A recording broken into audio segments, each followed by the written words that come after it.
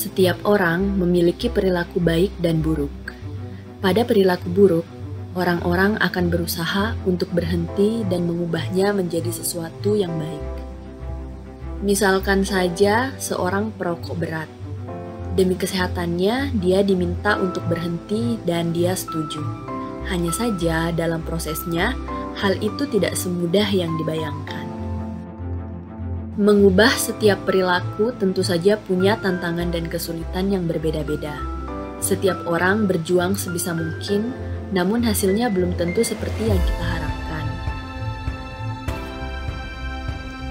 Namun, sebelum mencoba untuk mengubah perilaku, ada baiknya kita belajar untuk mengetahui 6 tahapan dalam mengubah suatu perilaku.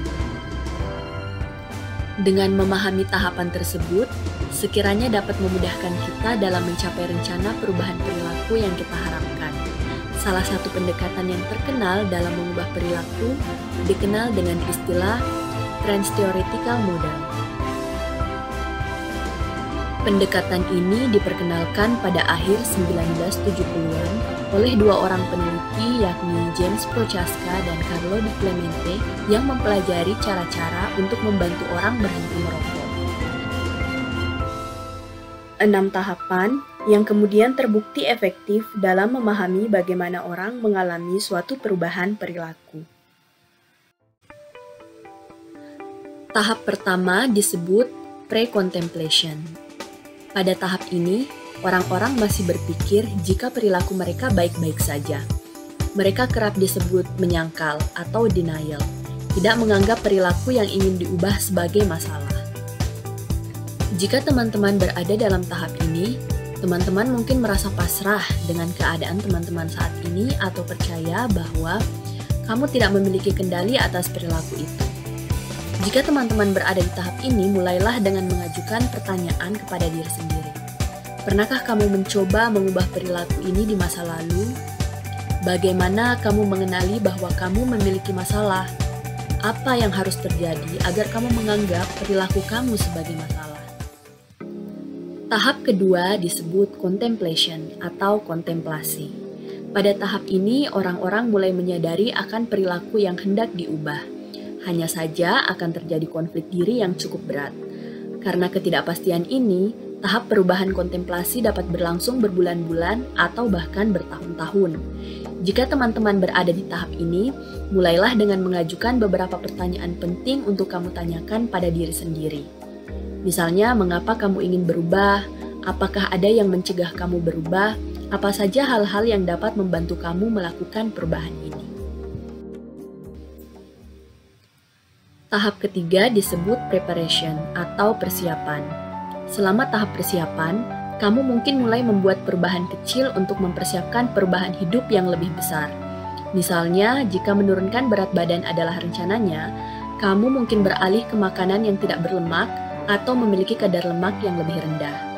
Jika tujuanmu adalah berhenti merokok, kamu dapat mengurangi intensitas merokok setiap hari.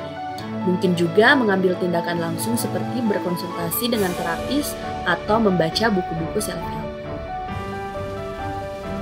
Jika kamu berada dalam tahap persiapan, ada beberapa langkah yang dapat kamu ambil untuk meningkatkan peluang untuk berhasil membuat perubahan. Misalnya, kumpulkan sebanyak mungkin informasi tentang cara mengubah perilaku. Persiapkan daftar pernyataan yang memotivasi dan tulis tujuan tersebut. Temukan sumber pendukung dari luar seperti kelompok pendukung, konselor, atau teman yang dapat memberikan saran dan dorongan. Tahap keempat disebut action atau aksi. Pada tahap ini seseorang mulai melakukan tindakan nyata dalam membentuk perilaku mereka. Beberapa hal dapat dilakukan untuk mendukung langkah yang akan kita tempuh. Setiap orang akan merancang aksi atau tindakan efektif menurut mereka masing-masing.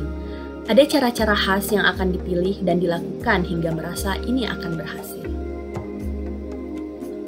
Luangkan waktu untuk secara berkala meninjau kembali motivasi, sumber daya, dan kemajuan untuk menyegarkan kembali komitmen dan kepercayaan pada kemampuan kita dalam mengubah. Tahap kelima disebut maintenance atau pemeliharaan atau menjaga. Selama tahap ini, orang menjadi lebih yakin bahwa mereka akan dapat melanjutkan perubahan mereka. Jika kita berusaha mempertahankan perilaku baru, carilah cara untuk menghindari godaan. Cobalah mengganti kebiasaan lama dengan tindakan yang lebih positif. Berikan reward pada diri sendiri saat berhasil menghindari pemicu. Jika gagal, jangan terlalu keras pada diri sendiri atau menyerah. Tahap keenam adalah relapse atau muncul kembali. Sudah menjadi hal mendasar jika perilaku yang hendak kita ubah kerap muncul kembali. Pada saat itu kita mungkin kecewa atau frustasi, namun itu tidak masalah. Penting untuk menjaga semangat dan percaya diri. Cukup memahami bila hal tersebut wajar terjadi.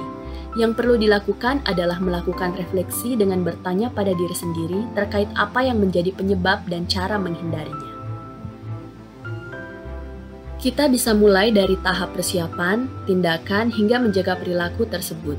Setidaknya, semangat untuk mengubah itu tak padam, sehingga kita bisa terus berusaha hingga perilaku yang kita harapkan dapat terbentuk. Itulah 6 tahapan dalam mengubah suatu perilaku berdasarkan konsep Trans-Theoretical Model. Kiranya dapat bermanfaat dan diterapkan. Nah, bagaimana? Apa kamu pernah berada pada beberapa tahap itu? Tulis pendapat kamu di kolom komentar dan jangan lupa berikan like dan subscribe jika kamu ingin mendapat info menarik lainnya. Terima kasih.